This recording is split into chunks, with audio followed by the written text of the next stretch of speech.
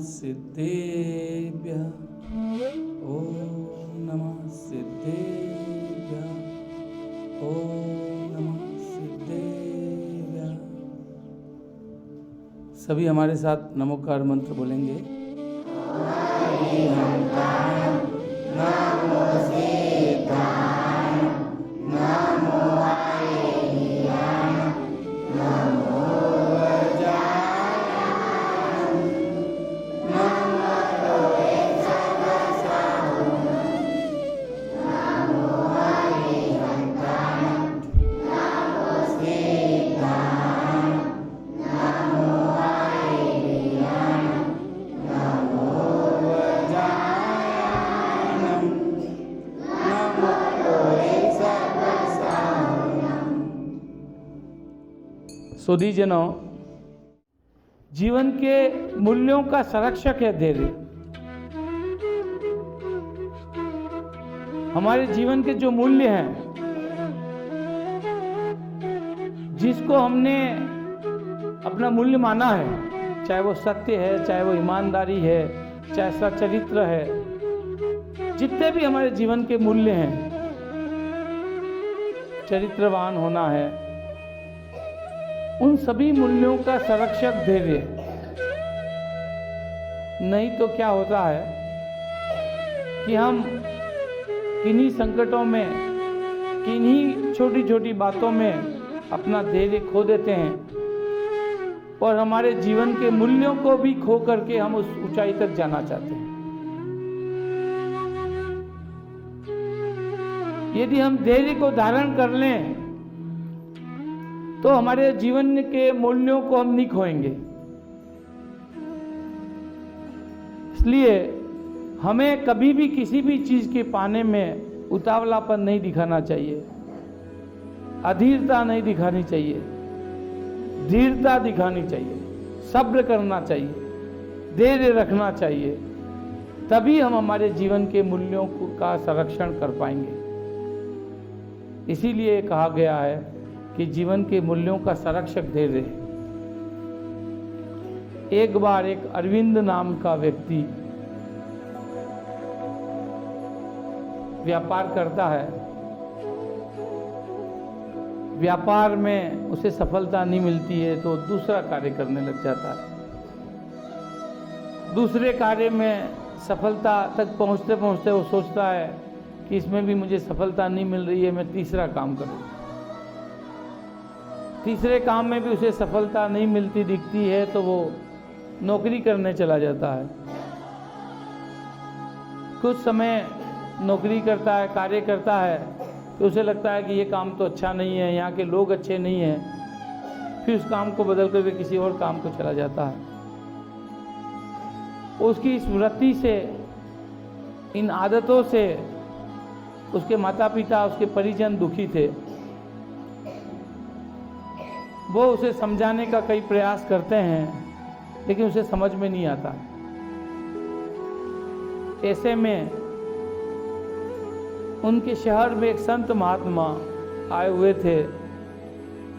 उनके पास जो है उसे लेकर के जाते हैं और संत महात्मा को पूरी व्यथा बताते हैं, उस अरविंद की कहानी बताते हैं, उस अरविंद की आदतें बताते हैं और उसकी अधीरता को बताते हैं। संत महात्मा अरविंद को कहते हैं कि बेटा मैं तुम्हें सफलता के राज बताऊंगा। कल तुम प्रातः भोर में मेरे पास आओ। चूंकि अरविंद को इतनी ज़्यादा रुचि संत महात्मा के पास जाने की नहीं थी, लेकिन माता पिता का दबाव था और सफलता वो भी चाहता था। तो उस प्रातः भोर में उठ करके संत महात्मा के आश्रम में पहुंचता है, संत महात्मा को प्रणाम करता है। संत महात्मा उसको लेकर के आश्रम के बगीचे में उसे लेके जाते हैं और उसे पूछते हैं कि बेटा तुम्हें कौन सा फल खाना सबसे ज़्यादा पसंद है? अरविंद कहता है कि मुझे आम खाना सबसे ज़्यादा पसंद है। तो महात्मा कहते हैं कि बेटा ठीक है, तुझे आम खाना पसंद है तो हम अपन आम के पेड़ लगा देते हैं। तो कहते हैं कि उस बोरे में जा, वो आम की गुठलियाँ पड़ी हुई हैं, उसे निकाल करके ले आ। वो अरविंद जाता है, उस बोरे में से 5-10 गुठलियाँ निकाल करके लाता है। संत महात्मा कहते हैं कि ये फावड़ा ले और यहाँ पर के इनको खोद करके लगा दे। अरविंद फावड़ा लेता है, उसको नाली सी खोद करके उन गुठलियों को बो देता है ताकि उसका आम का पेड़ हो सके। फिर महात्मा उसको लेकर के अपने आश्रम में चले जाते हैं। वहाँ जाके बैठते हैं, थोड़ी देर होती है, 1-2 घंटा। फिर उसे कहते हैं कि बेटा तू जा, उस होते ने गुठलियाँ जो बोई थी उस पर आम लग गए क्या, देख के आ। और अरविंद भी सोचता है कि अभी तो मैंने लगाई है, अभी कहाँ से आम हो जाएंगे। तो कहता है कि गुरुजी अभी तो मैंने लगाई है, अभी तो कैसे आम हो जाएंगे।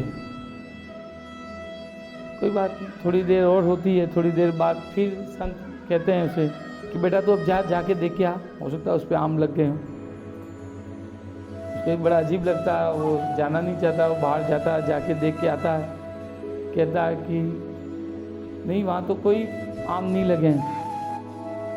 थोड़ी देर बैठता है, फिर संत महात्मा कहते हैं बेटा अब जाके तू देख, अब लग गए होंगे आम। तो कहता है कि महात्मा ऐसे कैसे आम लग जाएंगे, अभी तो गुठली लगाई है, उसमें अभी तो पौधा लगेगा, बड़ा होगा। नहीं तू देख ले, यदि नहीं लगे हो तो तू उस गुठली को निकाल करके दूसरी जगह लगा दे, हो सकता है वो गलत जगह लगी हो। वो बेचारा अनमना होकर के जाता और दूसरी जगह खड्डा खोदता, उन गुठलियों को निकालता और दूसरी जगह लगा देता। फिर वापस आता है, कहता गुरुजी मैंने दूसरी जगह लगा दी। कहता बैठ जा। थोड़ी देर होती है, गुरुजी कहते हैं जा बेटा फिर देख, आम लग गए होंगे इस पर। उसका मन तो होता नहीं, फिर जाता है देखने के लिए, वहाँ कुछ नहीं होता। वापस आता है, गुरुजी वहाँ तो कोई आम नहीं लगे हैं। वो कहता थोड़ी देर बैठ जा, थोड़ी देर बाद लग जाएंगे।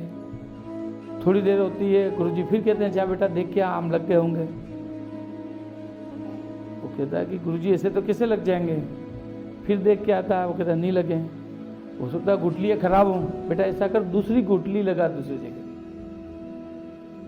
फिर उठता है, वो बोरे में से दूसरी गुठलियाँ लेता है, किसी और जगह लगा देता है। फिर गुरुजी के पास आके बैठता है। गुरुजी फिर कहते हैं बेटा जाके देख, उस पर लग गए होंगे आम। वो जाके देख के आता है, कुछ नहीं हुआ है। वापस आता है तो बार बार जाके आने में वो बड़ा चिल्ला जाता है।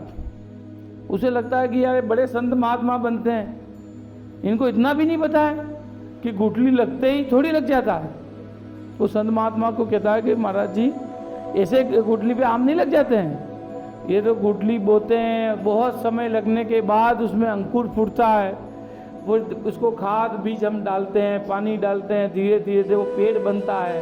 फिर कई सालों में पेड़ को बड़ा पेड़ बनता है, उसके बाद उसके यहाँ पे आम लगते हैं। आप तो अभी का आम लग जाएंगे सोच रहे हो। तो संत महात्मा कहते हैं कि मैं बेटा तेरे को यही तो सिखाना चाहता हूँ कि तू जो बार बार व्यापार बदल देता है, बार बार काम बदल देता है, बार बार नौकरी बदल देता है, तो किसी भी एक जगह जमने में, काम को सीखने में, लगने में समय लगता है। उसके कार्य को परिणित होने में, उसमें फल आने में समय लगता है।